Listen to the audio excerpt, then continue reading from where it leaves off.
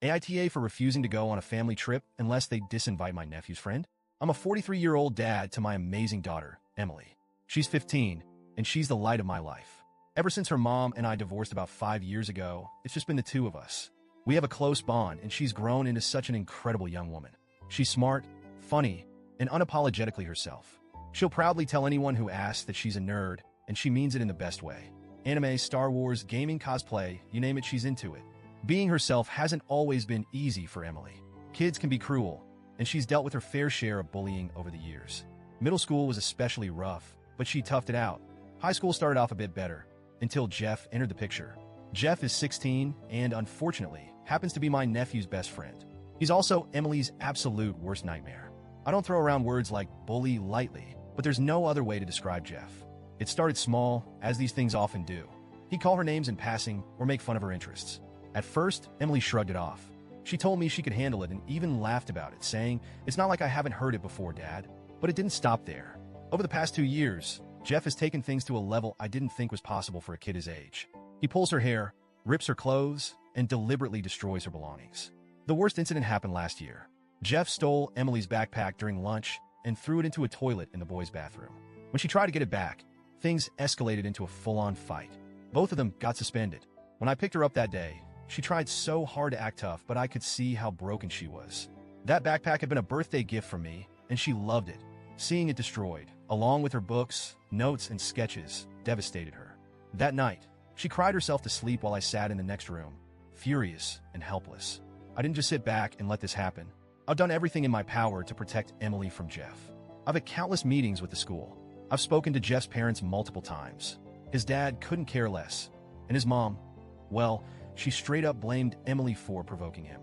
The school rearranged Emily's schedule to keep her away from Jeff as much as possible. But he always finds a way to bother her.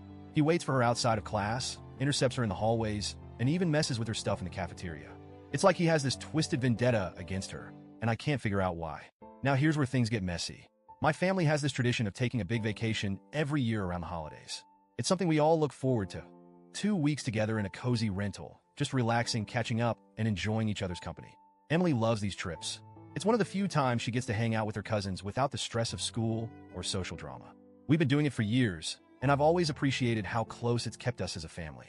This year, we're supposed to leave in a week. I was on the phone with my sister, finalizing plans, when she casually mentioned buying Jeff a winter coat for the trip. Wait, what? Jeff is coming? I stopped her mid-sentence, trying to process what she'd just said. Why is Jeff coming? I asked. Oh, she replied, brushing it off like it was no big deal. He's practically family. Plus, his home life is rough. We thought it would be nice for him to get away for a bit. I felt my blood pressure spike. Emily and I aren't going if Jeff is coming, I said flatly. My sister was stunned. She tried to convince me that I was overreacting.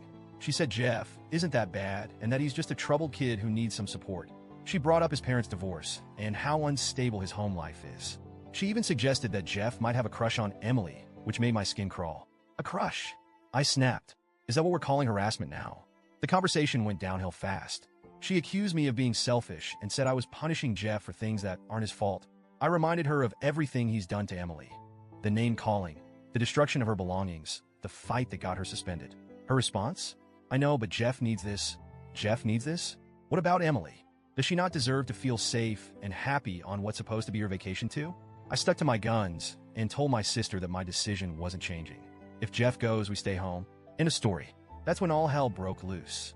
The family group chat lit up like a Christmas tree. My parents are begging me to reconsider, saying the trip won't be the same without us. My brother chimed in with the classic boys will be boys line, which made me want to throw my phone across the room. Meanwhile, Emily overheard part of the conversation and started panicking.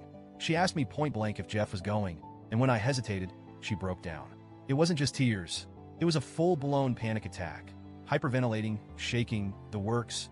I held her and promised her that she wouldn't have to go anywhere near Jeff. It took her hours to calm down, and even then, she kept asking, "Are you sure? Are you really sure?" That was it for me. My daughter's well-being is non-negotiable. I'll admit, I feel bad for Jeff. I've seen his home life, and it's heartbreaking. His dad barely acknowledges his existence. And his mom, well, let's just say she's not exactly nurturing. No kid should have to grow up like that. But at the same time, why does Jeff's need for a break trump my daughter's need to feel safe? Why should Emily have to spend 2 weeks trapped in a house with her bully just so Jeff can have a nice vacation? My sister and parents don't seem to understand this. They're treating me like I'm the Grinch, single-handedly ruining Christmas. But in my eyes, this isn't about tradition or family unity. It's about protecting my daughter. So, Reddit, AITA?